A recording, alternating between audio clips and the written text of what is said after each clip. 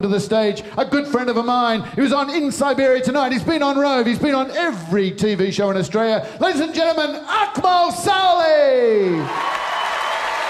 Hi! Hello. Thanks for coming, really. How are you all? What's your name?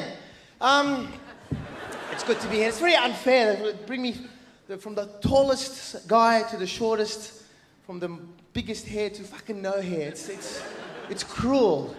It's cruel. This haircut, by the way, I had this in Tassie about a year ago, and there's a message in this haircut. The message is, don't ever, no matter how cheap, get your haircut in a place where they have a sign outside saying, barber and tobacconist. Because I think I got the fucking tobacconist. You know when they get that mirror, all they're really thinking with the mirror is, check this out, mate, the back of your head's just as fucked as the front. Fuck all you can do, just move on. I'm a very unlucky guy. I'm just, like, last few years, I've just discovered this. I'm very unlucky. This is not a joke. About a year ago, I invested in a 2-bedroom unit in fucking Cronulla. Oh yeah, it's funny. Yeah, it's hilarious. Yeah. I didn't, you know, the thing is, I didn't hear about the riots because I don't watch the news. It's so depressing. I didn't hear about it. I'm actually married to a white Australian girl who's here tonight. And this is the truth. About a week before the Cronulla riots, I got text messages from the Lebs, and she got text messages as well. And we thought we can't go and riot. This is, you know. So we just stayed home and bashed each other up. We did it for Australia. Man, that was freaky. That was such a... Because I live in Brighton, Les Sands, where all the trouble happened. And I got home one night, on that fateful Sunday night, and turned the telly on. Like, all I saw was this image they kept repeating, this big fat cop just smacking the fuck out of people with his baton. Did you see that? Didn't he look like he was enjoying that? Looked like his entire career has been going home every night, taking his baton out, going, oh, one of these days, I'm gonna smack some prick with this, and it's gonna fucking hurt. And he was swinging away, and people were throwing glass and shit.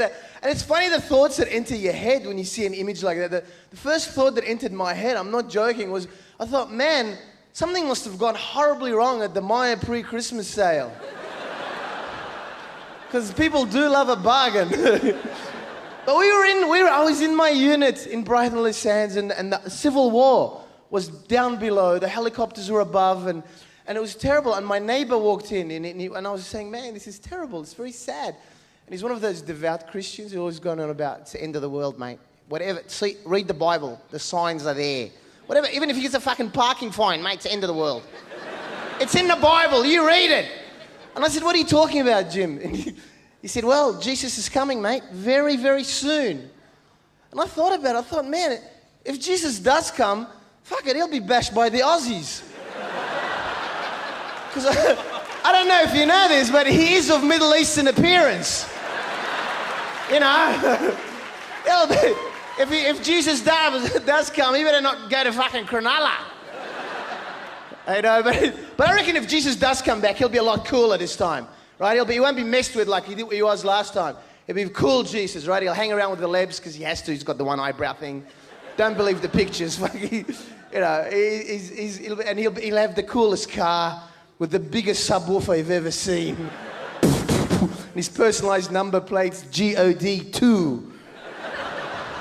And he'll attack the Aussies by water in Cronulla. He'll attack by water at night on foot.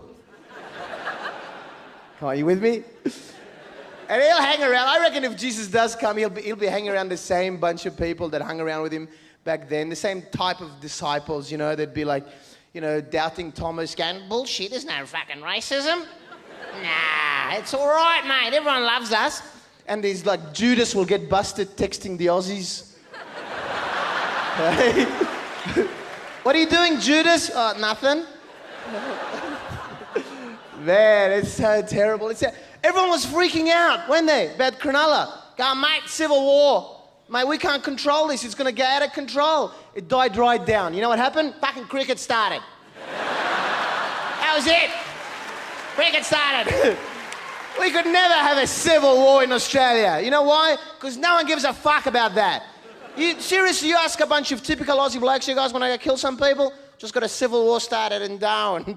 I swear they got mad. I'd love to, but in fact, the State of Original's on tonight. We could never have a civil war or a coup or an uprising or any of that shit that happens on SBS News. That's serious shit, man. They don't fuck around on SBS News, do they? No. You don't get a dog on a surfboard at the end of SBS News. No, you don't. It's not like that. It's more like, we now leave you with footage of people burning. Good night. No, I'm not finished yet. I'm doing an hour. No, fuck the other comics. No, I have to go very soon. The applause reminded me I must go. I have 3 minutes and I've wasted already talking shit just now. I could have told you a joke, then I'm wasting your time and money, but it doesn't matter.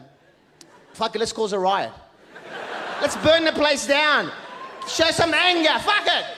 Aussies against celebs. And, all of us against the fucking Eskimos. Because that's the thing, everyone suffers, don't they? Not just, believe it or not all Arabs are gang members or terrorists. Some of us sell weapons. All right? And everyone is affected, man. And we're not religious either. We're not a religious community. I mean, some of us are, and I respect that. But as a community, as Australians, generally speaking, we don't care about religion. You know, we don't. Look at the way we celebrate Christmas. It's the most sacred day in the Christian calendar. In Australia, like, Jesus is born. Yeah, fuck it. Let's get pissed and eat ham. Yeah, let's piss, watch the cricket, eat ham, drink piss, fucking drink piss, eat ham, drink piss, fucking watch the cricket. One more case of VB. Come on, for Jesus. Come on, drink, then drive home. So what a fucking top night that was. But how much time have I got? Is that more? Little? 2 minutes? What, 2 more minutes. I say the Pope. I didn't even talk to anyone then. But you didn't know. It looked like I did. See, that's my brilliant acting ability. Just quickly, there's something that disturbed me a little bit, and I need to talk to you about it. The Pope Benedict XV1, the big Pope, you know, not the little one, you know, the big one, came out recently, about 6-7 months ago, and stated in a formal statement that he thought Australia was the least religious country on earth, or one of. Did anyone read this? One of it. Either she's read it or she's had a heart attack. What? We just assumed she's read it, but we don't know. She could be ill. Fuck, it's in stereo now. And I thought, you know, I read this, it disturbed me. I thought, that's good, Pope. That's why we don't go burn each other's houses. Pope Benedict XV1, former member of the Nazi youth. We don't have to remember that. We can forgive him. He's a nice guy. I want to do jokes. When the Pope comes out in 2008, I want to perform for the Pope. Because I've got all these jokes that I've written for the Pope. Pope Benedict XV1. I want to perform one. Here's one. Pope walks into a bar and says, "Give me 5 beers." And the barman says, "That'll be $10.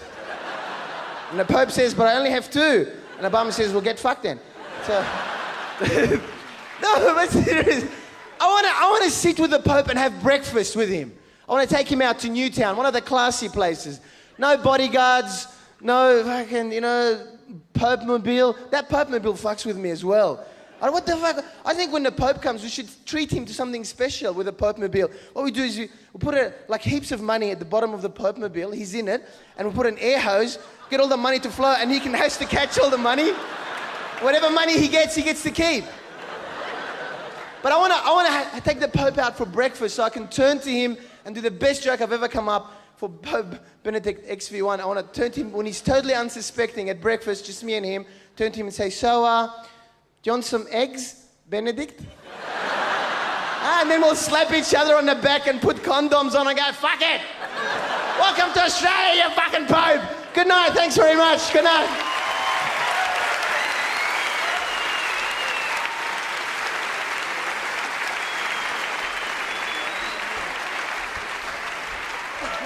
Akmal, round of applause.